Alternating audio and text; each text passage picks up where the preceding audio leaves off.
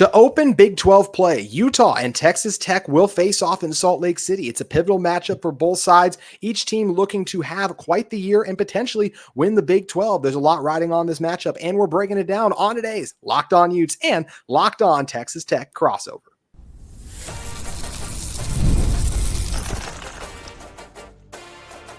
You are Locked On Utes, your daily podcast on the Utah Utes. Part of the Locked On Podcast Network, your team every day. Hello, everyone, and thank you for making Locked On Utes and Locked On Texas Tech your first listen and view of the day. We are part of the Locked On Podcast Network, available wherever you get your podcasts as well as on YouTube. If it's your first time listening to either of our shows, make sure you like and subscribe. Today's episode is brought to you by FanDuel Sportsbook. Right now, new customers can get $150 in bonus bets when your first $5 bet wins. My name is JT Wistrcill, former intern inside University of Utah Athletic Department. Excited to be joined on today's show by the host, one of the co-hosts of Locked On Texas Tech, Chris Level. Chris, this Utah versus Texas Tech week 4, but week 1 in the Big 12 play matchup, there's a lot riding on this thing. And I think it's really exciting for both these teams. And it's not surprising to me when you really dig into both these teams too, Chris, that a lot of people are trying to find those outside the box Big 12 contender picks, since last year people went chalk. Utah didn't work out so well, ended up being ASU. Makes sense to me that a lot of people have landed on a Utah or a Texas Tech, and this matchup is massive, and I think one of the biggest the conference has to offer in that first week of conference play. Yeah, JT, this is, as we've gone through list season and all the different publications that have come out trying to, the Athlons, the Lindy's, Phil Steele, and different writers from different networks. I think I'm at 7 different teams that have been picked to win this thing. Sounds right. And I don't know who's right. I think there's a clear group of teams that it will probably come from. I think some may be surprised to hear that Utah is in that group. I think some would be surprised that the Texas Tech is in that group. And yet I think there's plenty of people that wouldn't be surprised by either program's insertion into this kind of conversation. Because obviously the Utes didn't have the kind of year that everybody was hoping for last year. Some of that I can relate because it was quarterback health. And then if you don't have a healthy quarterback and you run out of options there, you can't score enough points. You just feel like, man, it doesn't matter what we do. We're just not going to be able to get it done. And you're talking to a guy that's covered a program that 10 or 11 years in a row, there was a quarterback injury or two. And so totally can empathize. I also think it's interesting because 2 years ago, Texas Tech was kind of the pick to do well and win the league and to kind of was this playoff pick and then fell short. Last year, this was Utah that got a lot of the pub. So what's interesting is that I don't necessarily know if either team deserves this or wants this. But I do think both of these programs, certainly belong in the conversation, and you can debate whether one should be picked to win it or whatever, but they definitely belong in the conversation. But let me ask you this. I think because Coach Whittingham, who I think has said before, hey man, I don't plan on coaching past 65, which he's 65 years old now, I believe. And this should be it for him. This should be it. Yeah, and they've already got a coach in waiting and everything, and a new offensive coordinator and a new quarterback and all that stuff. I think he deserves and is getting some benefit of the doubt here because they've been so consistent for so many years. And you tell me, is Devin Dampier, can he fix all that ails them? I think defensively they'll be really good. We'll talk about their offensive line a little bit, but that's clearly the biggest reason for hope, I would guess, from a player standpoint, is the new quarterback. Yes? Yes, he's the hope. I mean, he cannot fix a dreadful offense by himself. I think the hope is, and the reason that you see Utah as one of these teams where it's like, hey, let's not pick chalk to win the Big 12. Picking Arizona State is boring. And also in some ways, just if you look at the history of this conference, if you're not Texas and Oklahoma, who obviously aren't here anymore, you don't repeat as conference champions. It's been a very long time since a team has even made the conference championship game in back-to-back years that's not Texas or Oklahoma. You have to go back to Colorado in 04 and 05 is the last team to do it. So that's where you look at some of those contenders. And that's why I think you see people going with some of these outside the box picks, which I really like. And going to Utah, yeah, I think for Utah, Devin Dampier, he's the only quarterback in the country last year. Utah fans have heard me say this a lot. He threw for 2,000 or 2,500 yards last year and rushed for over 1,000. So you look, he seems like a guy primed to me to make that G5 to P4 jump, especially in the games he played against P4 competition. Watch him against Auburn, watch him against Arizona. He's making some of these the Power 4 conference defenses look silly. He's incredibly elusive. He was only sacked 4 times last year. And like you said, we'll talk about the offensive line more, but he's playing behind a much better offensive line, paired with his offensive coordinator already. So the communication there is huge for this team. But outside of Dampier's ability to keep plays alive, which I do think will be the biggest thing, because Utah doesn't have a great receiving corps. It's probably one of the worst 3 receiving corps in the Big 12, I'd say overall, but he has some guys that he's had some chemistry with. And he also just has guys too, where it's like, hey, if you don't get open right away, he's going to be able to dodge some of the sacks. It'll be a little harder going against this P4 competition, but he's going to be able to get open, buy time for those guys to get open. So I think that'll be big. And you got a nice transfer running back in there too, that I expect to be big for Utah. Because JT, I remember seeing too, like when I first realized, man, I think some people are going to be high on the Utes was, I don't know, back in like maybe April or early May, that you started to see some of these odds for the playoff and all that stuff. And Utah like was like triggering as like some of the best odds of anybody in the Big 12. And everybody was like, this is a misprint? Like what has some of this hype surprised you? What's the realistic expectation? Do they clearly expect to bounce back, like totally flip it, or is it like, man, there's a lot of questions here. We'll see. I think they do expect to bounce back. I think they expect to be in the Big 12. I think that's what contend in the Big 12. I think that's the message that's being preached, is like, hey, we're assembling this group and this talent to try to contend for a Big 12 title. I think a realistic expectation though for this team should be you finish in the top 4, like be a contender.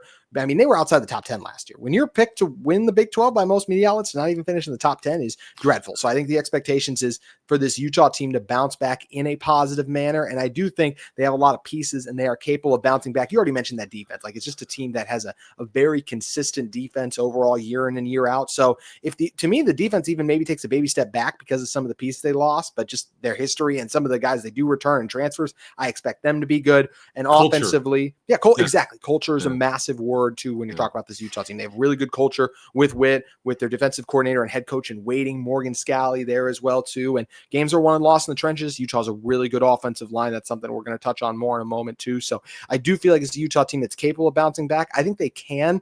I think realistic expectations are top 4, top 5 in the conference. That's where I kind of feel about this Utah team right now. And I'm very curious to ask you about some of this Texas Tech expectation that we're going to see, and also just more about this week 1 matchup, what's on the line, what's at stake. We're going to be diving into that in one moment. But first, today's crossover episode of Locked On Utes and Locked On Texas Tech is brought to you by our great friends at FanDuel Sportsbook. Summer sports are in full swing, and whether you're all about baseball under the lights, golf on the green, or high-stakes soccer action, FanDuel is the best way to make every game even more exciting. You're already following the action. Why not make it a little more thrilling with FanDuel? You can get in on the game while your friends are getting sunburned at the beach. I've been using FanDuel to track my favorite matchups, and the app keeps it fresh with new daily promotions and fun ways to bet. Whether I'm placing a same-game parlay or watching a bet ride into the 9th inning, FanDuel makes it feel like I'm part of the action. New to FanDuel, new customers can bet just $5 and get $150 in bonus bets if your first bet wins. Open the FanDuel app today or visit FanDuel.com to get started. Once again, if you're using FanDuel for the first time, download the app and you can bet just $5 and get $150 in bonus bets if your first bet wins with FanDuel Sportsbook. You can head over to FanDuel today. Chris Level, you asked me a great question about Utah. If you feel like the expectations are justified, and being the creative host that I am, I just want to ask you the exact same question right back. Do you feel like Texas Tech's expectations are justified? Do you think they can meet the lofty expectations after a monster win in the transfer portal? And JT, by the way, the Utes only finished outside the top 10 because of a terrible call in the Holy War. Yeah, thank you. You are endearing yourself to Utah fans right there, my friend. Greatly appreciate that. Also, Utah did beat Baylor. It was a non-conference win, but like that did happen early in the year. Yeah, because somebody got trucked into a Gatorade cooler. Am I remembering yes, they did. correctly? Yeah, Cam Rising. Okay, that's right. Then it got That's right. Expectations. I think. Look, they spent some money here. They were in the unique circumstance last year where they beat both teams that played for the Big 12 championship. Mm-hmm. And I think that being that close and yet feeling like you're just still so far away. Because you were talking about Oklahoma and Texas and the Big 12 and all that stuff. I mean, this was Oklahoma's league for so many years. I mean, Texas really wasn't ever. They had a few blips, but it's just fascinating to me that Texas has now gone to the SEC and now they're just kind of large and in charge, and Oklahoma's the one that's kind of bizarre. But that's sports, right? As far as expectations go, I think they got really close, and I think that they felt like you use the word trenches. This is why they weren't playing in Arlington, because they weren't good enough up front. They were really good in a lot of places at running back and at receiver, and had some good tight ends and had okay on defense. They were not great on defense, so they made the change with their coordinator, and they've totally revamped that side of the ball. But ultimately, it was, you point to offensive line and defensive line. it wasn't very good. So this is why what they attacked in the portal, like, they went into this thing going, I think we may, bring in like 8 to 10 guys. They ended up with like 21, 22.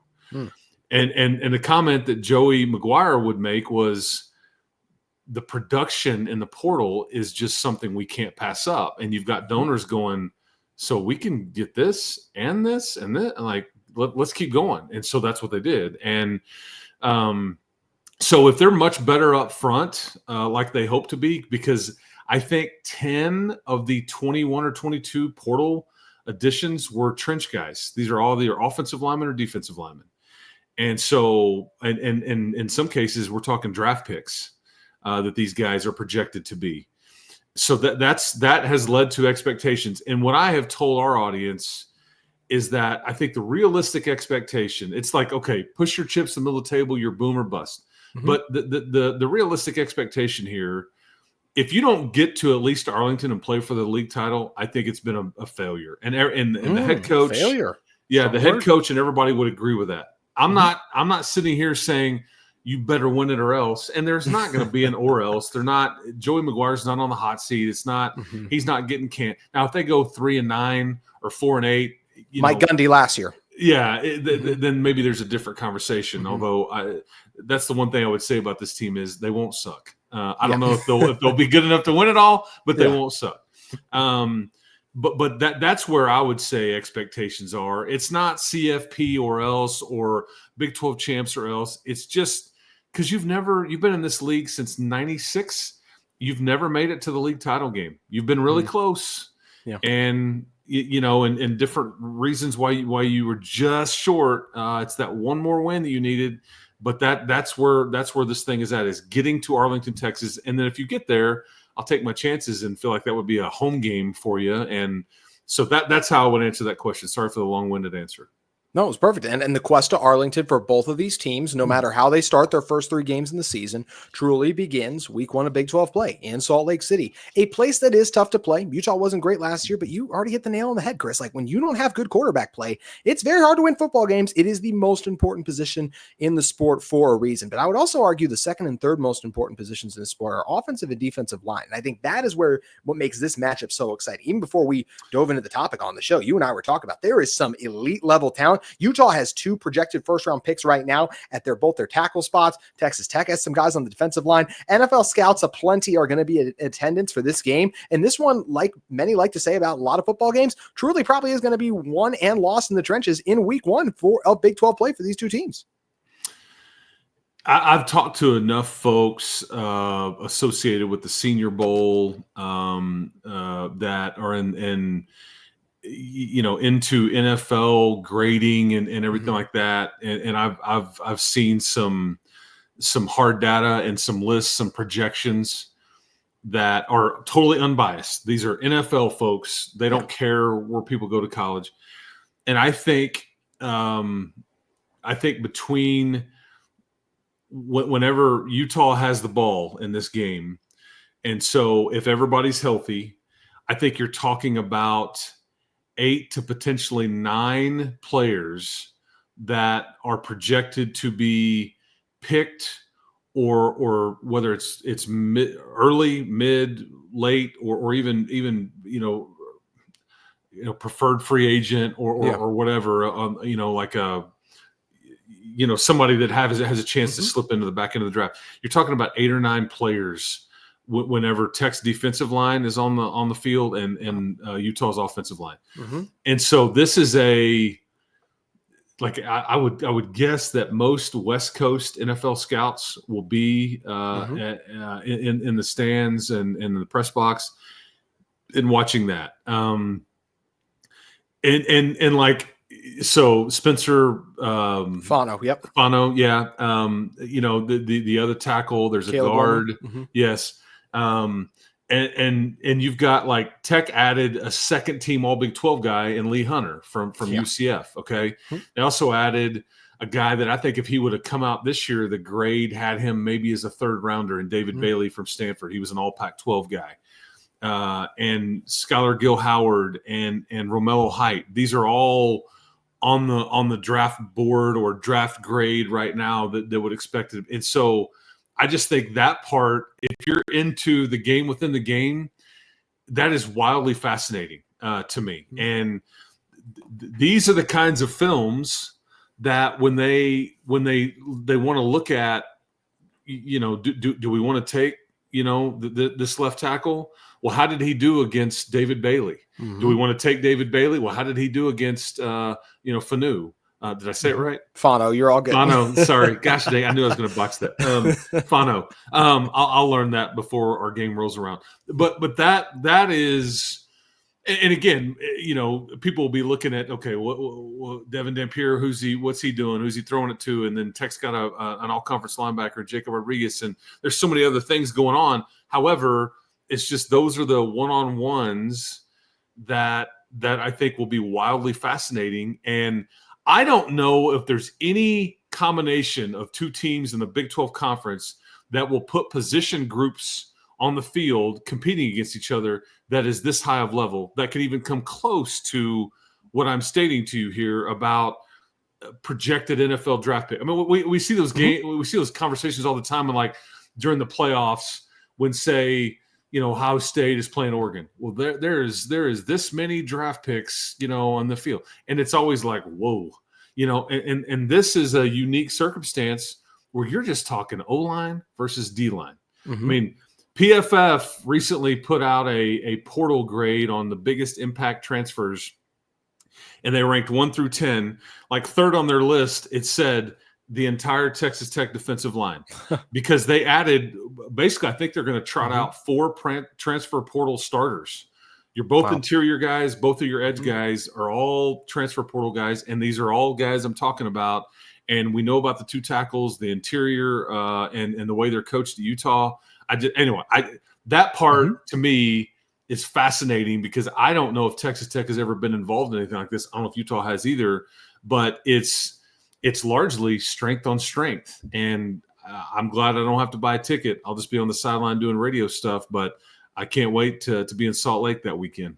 The pads are going to be popping loud. Yes. You're not going to be the only one who can hear that from the field. Like everyone in the stands is going to be able to hear it. Hopefully it comes through the TV screens as well too, because it's going to be a great matchup. And I'm really excited to see it. You mentioned too, like the NFL scouting implications. Like if you're an NFL scout, you want to see how these guys, okay, so he beat up on these G5 guys. How's he going to do not just against P4, but against future NFL guys? And that's what this matchup offers. That's incredibly exciting too. And I think it's awesome for both these teams too. You mentioned how good Texas Tech's defensive line is going to be for Utah's offensive line. Chris, correct me if I'm wrong. I think the Big 12 had 2 first-round picks last year. Like it was McMillan, and I forget the other one. Travis Hunter. Yeah, that was it. Those were their only first-round picks. Utah's projected to have 2 on the offensive line right now. We just mentioned that Texas Tech could have several as well, and that's all on the defensive line too. So it's going to be a great matchup. I think one thing that's just interesting is hearing you talk about everything. We both cover the game, right? I think if you're going to have one of your 2 lines, your trench play, be newer like this with so many new pieces, you'd rather be the defensive line than the offensive line to me. I think communication on the offensive line is a little bit more important with calling out some things pre-snap and the adjustments you have to make. But does that concern you at all? Just how many new pieces are on that defensive line for a pivotal week 1 matchup in a place, I will add, in Salt Lake City, where because of the altitude, teams get fatigued sometimes. And when you get fatigued, you make even more mistakes. So are you at all concerned for how quickly that group will gel together, being as it could be 4 new pieces, which is a lot? Well, yeah, there's many more new pieces that they've got. They've got basically an entirely new secondary and just tried to upgrade everywhere. I look, that's you know, when you're talking about concerns for Texas Tech coming into the year, there's like, okay, if you don't succeed, what will be the reasons why? You know, can your quarterback stay healthy? Can you ably replace Taj Brooks, your all-time leading rusher? Like, who's your bell cow and all that? But one of them, on whatever list you're talking about, whether we do 3 or 4 things or whether we do 10 things, it falls on there, just all the new pieces in general. And can you get this thing meshed together? And you know, do they play hard for each other when adversity hits? Do all these new guys, do they stay locked in? Do they stay goal oriented? Do they play hard for each other? Or is everybody just out for their own deal? I mean, these are things that, you know, I mean, these are all very fair questions. And that's Joey McGuire's job between now and when the season gets here. And when these guys got here is like, we're racing against the calendar and the clock. How do we mesh this thing together? How do we build culture and get these new pieces to buy in? And it's not just the defensive line, but I think it's a very fair question just in general. Like, that's one of the fair talent is not going to be their problem. I mean, I saw this draft list. Texas Tech has, I think, 12 players on this draft list of grades. The only other team in the country that has this many draftable players or draft graded players is Alabama, also with 12. Again, but that doesn't win you anything. It doesn't guarantee you anything. Do you stay healthy? Do you produce? Do you, all the things, right? So, but it is an interesting look at the talent aspect. But yeah, to your point, it's like chemistry. You got 2 new coordinators, and including their defensive coordinator. Now, we'll say that their defensive coordinator came from Houston, and Houston wasn't very good as a program last year. However, their defense was not part of the problem. They were top 25. Held us to 14 points, I think, and maybe even less off the top of my head. And I think they finished at like top 25 total defense in the country. Yeah. They went to Fort Worth and won. They beat Kansas State. I mean, and defensively, and one of those players did come with Coach Wood, and it's like he's a backup. So you mentioned like the 4 guys. He's a defensive lineman as well. I mean, this is a starter for Houston who's going to be thought to be like a backup for Texas Tech this year, and A.J. Holmes. But very fair question about the newness and the culture. We've seen this really work for teams and like all the new pieces and the talent. And then we've also Indiana. And we've also seen it kind of blow up. Colorado, year 1. Bingo. And so, Florida State last year. Oh, I was going to say that too. Yeah, that's a great one. Yeah. And the difference between, they are more like Indiana in this sense. Florida State took a bunch of transfer guys. They bet on the potential. They bet on 4 or 5-star guys that were someplace and weren't getting to play, and they kind of took them based on recruiting. What Texas Tech has done is almost every single guy they brought in has been a productive, and in some cases extremely productive college player. They've already done it. They've already been this person wherever they were. And in some cases, an all Big 12 type guy or an all Pac-12 guy and all that stuff. So we'll see. You mentioned, JT, you mentioned, I think offensive weapons, because sometimes when I hear the way you're describing Utah's offense, part of me wonders if this is going to be is it Iowa State, where, man, they're blue collar, they're going to try to beat you 17-13, or do they have some juice? Do they have somebody that, hey, when the rubber meets the road and we got to have someone to make a play? Do they have enough of these people? That's a question I would offer up to you. Does Dampier have help, playmaking ability around him? I think Wayshawn Parker could be really good. The Washington State running back transfer they added, he's a guy who had over 700 yards last year, and we know a lot of those pieces from Washington State departed because of how talented they were that team a season ago. So, yeah, I do think he's got some help in the backfield. I like Utah's running back room. The tight end room is barren. I mean, like Hunter Andrews was brought in as a linebacker. They turned him into a running back last year. Now he's a tight end. He may be this team's starting tight end. Dallin Bentley was very up and down last year, probably even a little more down.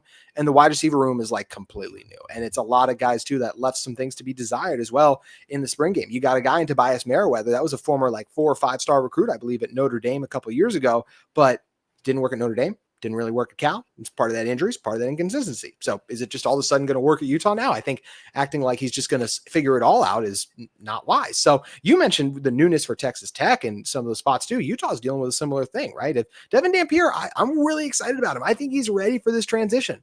We're talking about a guy whose interception to touchdown ratio was 12-12 last year. 1-1. That's concerning and scary. Is he going to be able to fix that? Is he going to be able to figure this stuff out? I like the offensive line overall. I do have some questions about the interior. I think Utah's offensive line, some people have tried to anoint it as a top 3. That's too high to me based on how the interior of the offensive line played last year. It was good, but it was not like Utah also struggled to run the ball, and it wasn't just because the quarterback play was bad and teams were packing the box. They missed assignments. So can they figure that out another year together? Just because you return all 5 guys doesn't mean it's going to be great. Oklahoma State returned all 5 last year too. Look how it turned out for them. So that's what Utah's got to do. Can Utah get after the quarterback? That's a question. Their defensive line just got honestly gutted, whether it was transfer portal or draft. So there's a lot of new pieces there. How about the secondary? You lose some key guys. You mentioned Alabama's loaded up too earlier. Alabama took one of our corners. So that's an area too where Utah, they have good development. I like the pieces in place. I like a lot of what Utah's putting out there, but there's still a lot that needs to come together. It's a Utah team that's going to be tested right away. Nico Iamaleava was the biggest story of the college football offseason. Utah will see him week 1. They go to the Rose Bowl to play UCLA week 1. So that's going to be a big one. Then Wyoming, Cal Poly, so some warm-ups. But then this is a massive one for Utah and Texas Tech week 1. I would lean Utah right now just because of the home atmosphere, because of this offensive line and what they can do, because of the defensive culture. I'd lean Utah as we record this in June, but I want to ask you, Chris, where would you lean on this matchup? And I'll even throw this last one at you too. I think this could be a Big 12 title game rematch. I'm not guaranteeing that. I'm not saying that's going to happen, but if this is the Big 12 title game, I'm not shocked. I wanted to add in a fun fact for your viewers that Wayshawn Parker, he rushed for 69 yards and a touchdown last year against Texas Tech because Texas Tech played Washington State. Yeah, that's right. Yeah, my question about Utah would be, like, as I just look at them, regardless of the matchup here, I just wonder if they'll be able to score enough points. That would be my question. Because all that I've talked about with their, Tech's defensive line and all that, they added a USC running back. They added one of the best tight ends in the portal, a stud receiver in the portal that's also got a draft grade. I think they'll have some juice. They were a number 8 offense in the country last year, and their offensive line was bad, especially on the left side. I think most people feel like they have, it's not Utah strength, but I think they have one of the better offensive lines in the Big 12. So, I mean, again, it'll be Tech's first road game. I was just up in Salt Lake and Provo, obviously, this past spring for basketball on that little Saturday, Tuesday trip. We stayed right there at the Marriott, right there up on the hill, right on Utah's campus and everything, and drove by their football stadium multiple times. And I kept thinking, oh man, it's going to be interesting next time I'm here in late September. I think this is a tone setter. I think that Joey McGuire would tell you this may be the most important game on their schedule, simply because it happens to be the first one. Because all these expectations, all these things, all this talent, we could talk about going to Tempe and playing Arizona State. You got a tough trip to Manhattan, Kansas. But if you don't win the first one, it really lessens the importance of some of these others.